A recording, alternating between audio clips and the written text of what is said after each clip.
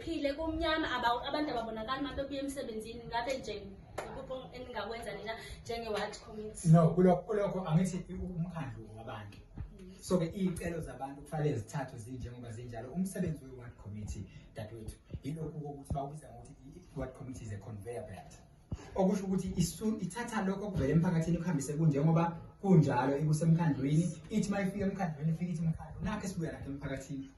umphakathi ucela lokho bese umkhandlu uthi nayi response yethu bese futhi i-ward committee ithathe kunjengoba kunjalo kuvela emkhandlweni ikulethe ngapha ngasemphakathini. Into nje khona kulokho ukuthi nje kufanele sikwazi ukuthi sibe nendlela yokuthi asibe ne-site visit laphaya bese siyakwazi ukubona ama-specifications ukuthi this is the area exactly abakhuluma ngayo bangafisa ukuthi kube khona ama-street lights. Then uma sekunjalo sizobe sesisuka-ke thina sizenze iy'celo ngokulandela ama-processes angaphakathi emkhandlweni. Sibonge kakhulu. Babukeli nizwile kuba kusibani kusharelile i-information. Nikuzwe konke-ke ebenikudinga. Babesathanda ukubuza ukuthi ngabe iliphi ikhansela elagqugquzela ukuthi ubuyele emphakathini njengoba wenza njengoba sesizwile ukuthi okuningi nikwenzile nibambisene njenge-ward committee. Ngabe iliphi ikhansela elagqugquzela ukuthi nje ubuyele emphakathini? Into eyangigqugquzela ukuthi ngibe lesi simeniso namntakamama kunento le khona eSouth Africa abayibiza nge-Freedom Charter. I-Freedom Charter kunaleya nto engithi mina i-golden yona ethi the people shall govern.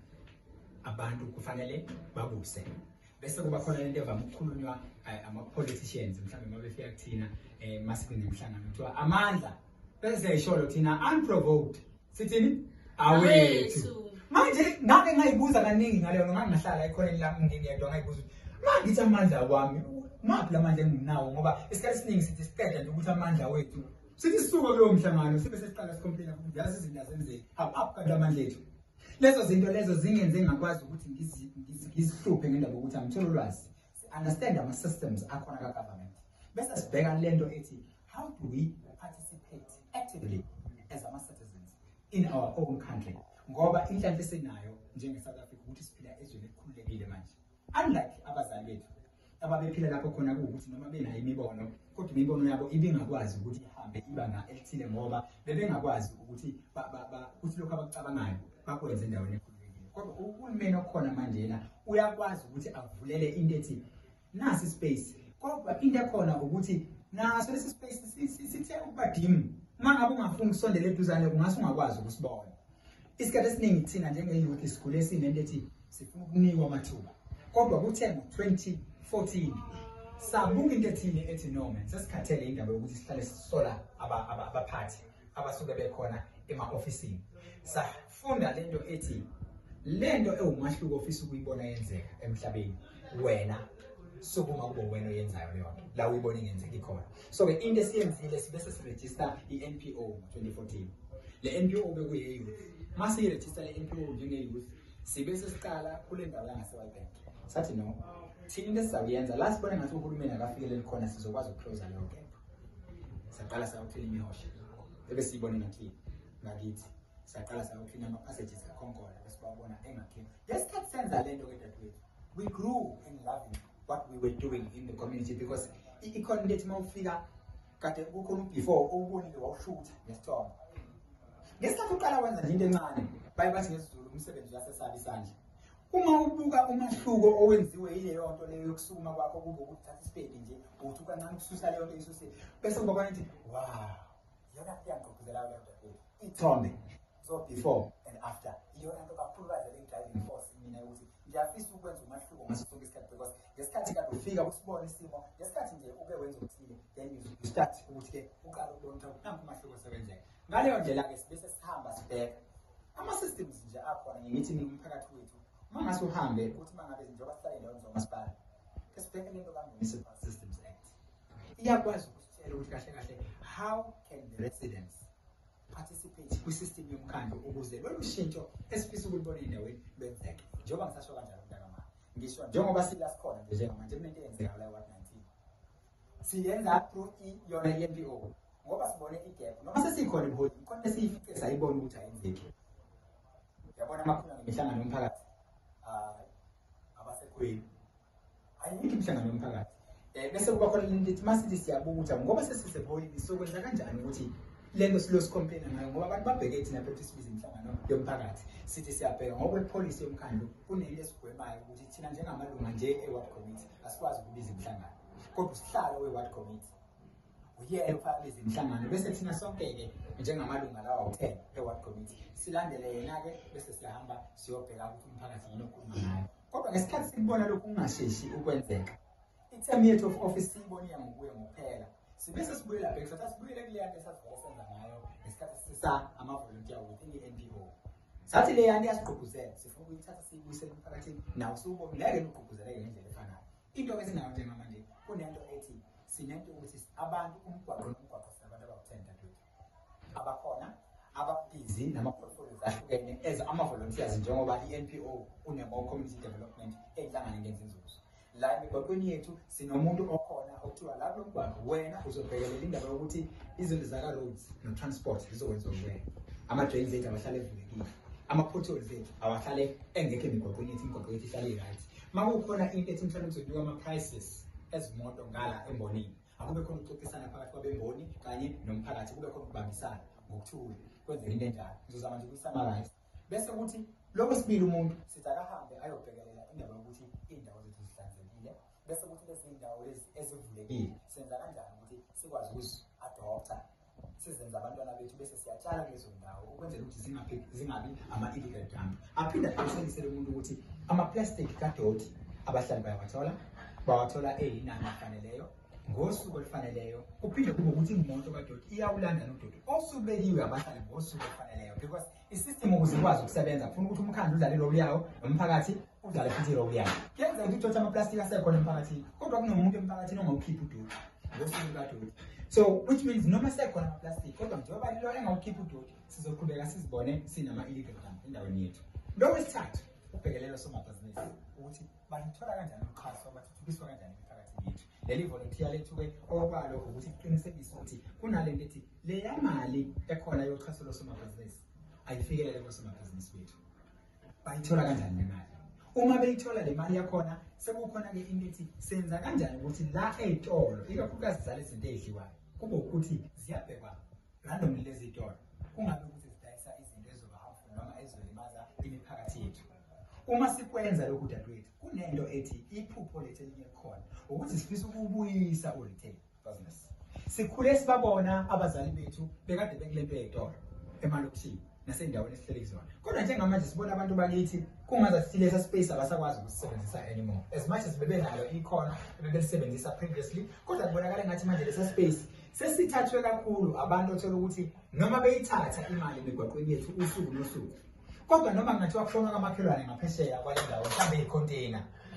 awumtholi lo muntu ethatha noma u-10 rand ehambe ufaka lapha ehlandeleni ukukhalisana nalowa mndeni othenga isinkwa nobisi la esitolo sakhe on a daily basis so ayikho imali esiyibona labo somabhizinisi abaningi emphakathini yethu beyibuyisela back to imiphakathi yethu sibuka kilethi sizokwenza kanjani ukwakha ubudlelwano phakathi kwethu nalabo somabhizinisi ukuthi nabo kube khona le nto ekhona njengo-CIS ukuthi senza kanjani ukuthi njengoba uSpa kuthiwa akabe nendlela ngiyaxolisa ukukhuluma ngoSpa ngoba akangikhokheli ngale podcast yakho mntakama ukuthi ngizompromota noma isiphi-ke esinye isitolo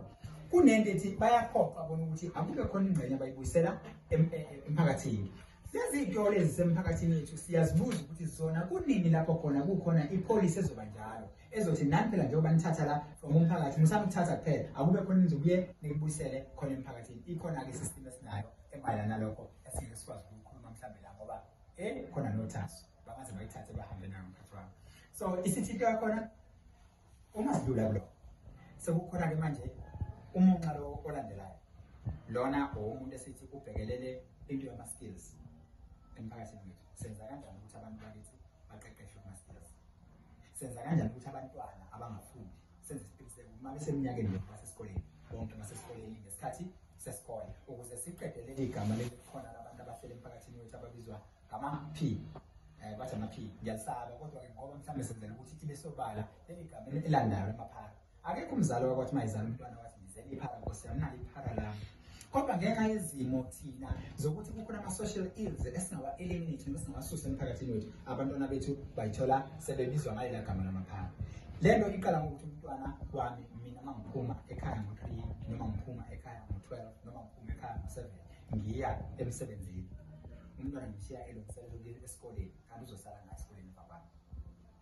umakhelwane uyena obonayo ukuthi umntwana wami akaya esikoleni umakhelwane nathi I don't care angifuni ukuyikhuluma into yenzeka lapha emndenini wakwandlela ngoba ungase kube khona izinto ezenzakalayo sizoqeda leyo culture ukuthi kuthiwa it takes a village to raise a child so umntwana wakwamakhelwane akukho umntwana wakhe make ngambona engayi esikoleni usuku lokuqala olwesibili akaya esikoleni olwesithathu akaya esikoleni noluka-4 ngalo luka-5 awahlangane lama-volunteers asemgwaqweni ayobuza mzali ngabe uyazi umntwana wakhe akaya esikoleni ma azi umzali yini esingayenza ukulekelela njengomphakathi umntwana ikusasa lakhe lingalimali aqhubeka ahamba esikoleni ilokho akwenzayo udadewethu lo aphinde umsebenzi wakhe nomuntu wethu lo ozobekhethwe lapho umsebenzi wakhe omunye uphinde kube ukuthi uyaqinisekisa ukuthi siyabheka ukuthi maphi amathuba emisebenzi akhona emphakathini yethu kula mathuba emisebenzi akhona emphakathini yethu senza kanjani ukuthi kube nendawo la ezokwazi ukuthi a-advertise khona uma kunamathuba nje akhona emphakathini yethu lawo akhona akhandiwe umasipala asingaboni ngabantu sebegqoke uniform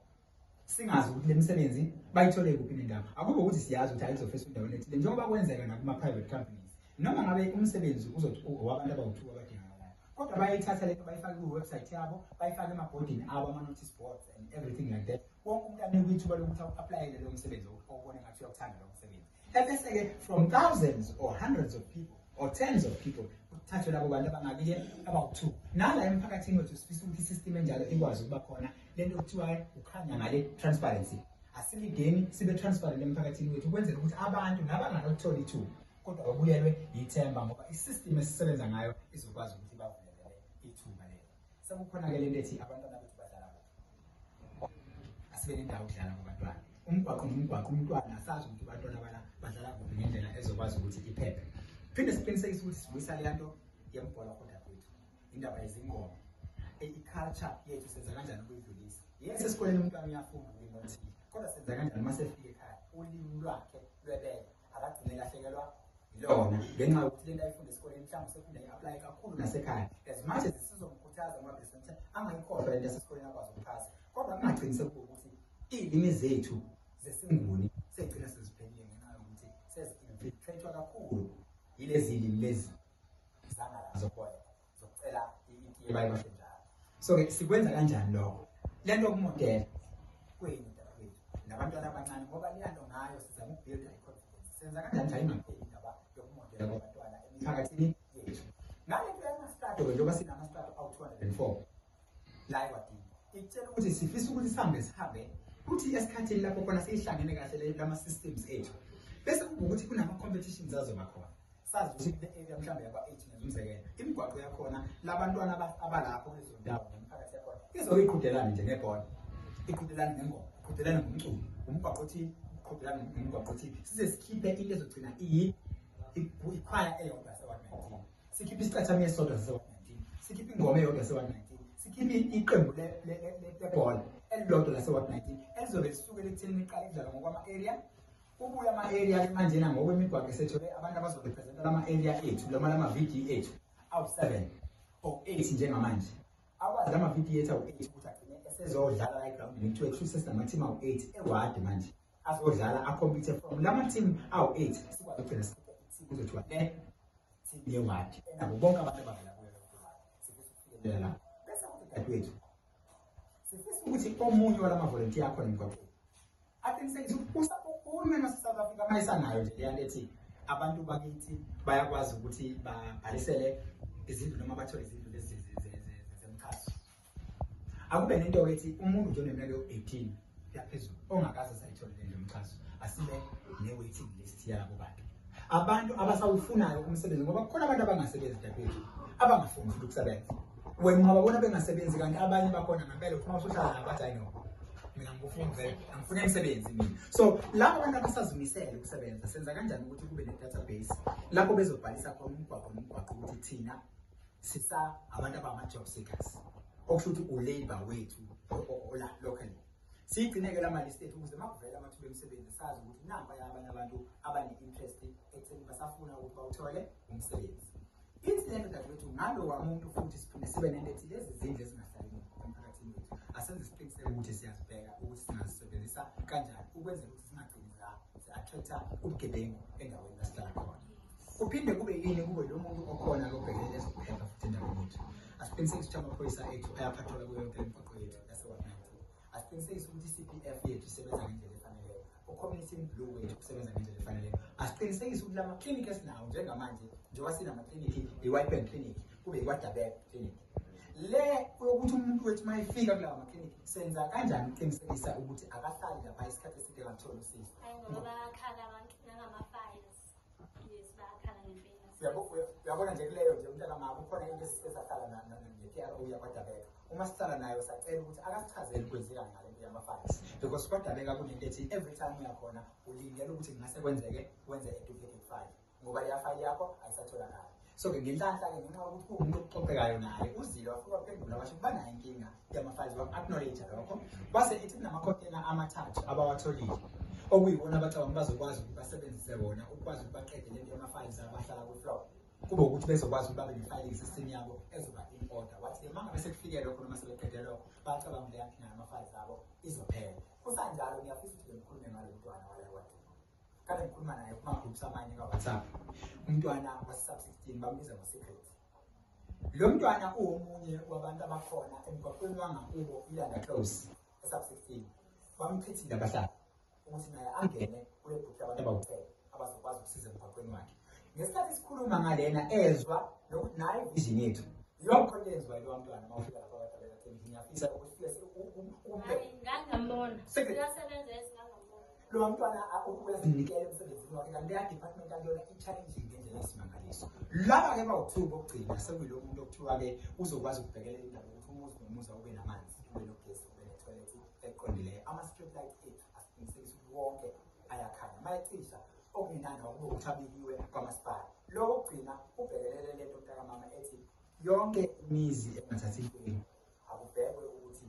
yimiphi yini engenziwa ukuthi ukwazi ukusiza labo bantu. For instance nje kunenye yama-teams ethu kulama-volunteers esikhuluma ngawo umgwaqo balapha emaweni kanti kukhona umuntu okukhuluma ngayo WhatsApp group izona kuthiwa lo muntu kufike kuyena ubaba ukhona uhlala nabantwana abathathu abekho umama yilo baba ubanakekelayo. Lo baba njengoba benakekela labo bantu akanaso isibonelelo sesika-7 esikhona e-South Africa. So ukuphila kwalapha nje akwazeki ukuthi baphila kanjani laba bantu abanazo icathulo abana-uniform labantwana nazo zonke izinto ezinjengalezo. Uma ngabe iqali ngene laphana ku-WhatsApp group iphuma kulama-volunteers ethu akulowa mgwaqo yey sibone iwadi nyakazalayo baqala kuba khona izinto ezenzakalayo. So that is the impact lama-volunteers eza nayo emiphakathini yethu. So-ke sithi-ke senza kanjani ukuthi sikusebenzise lokhu ngoba enye into esiyifisayo ukuthi siqinisekise ukuthi abantu abadala bethu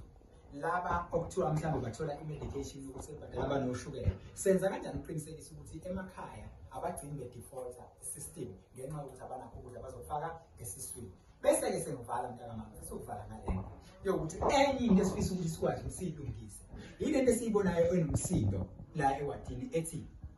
abantu abawogogo nomkhulu bayakhala njalo nge-system esetshenziswayo ukuthi bakwazi ukuthola ama-voucher abo kaKhisimusi.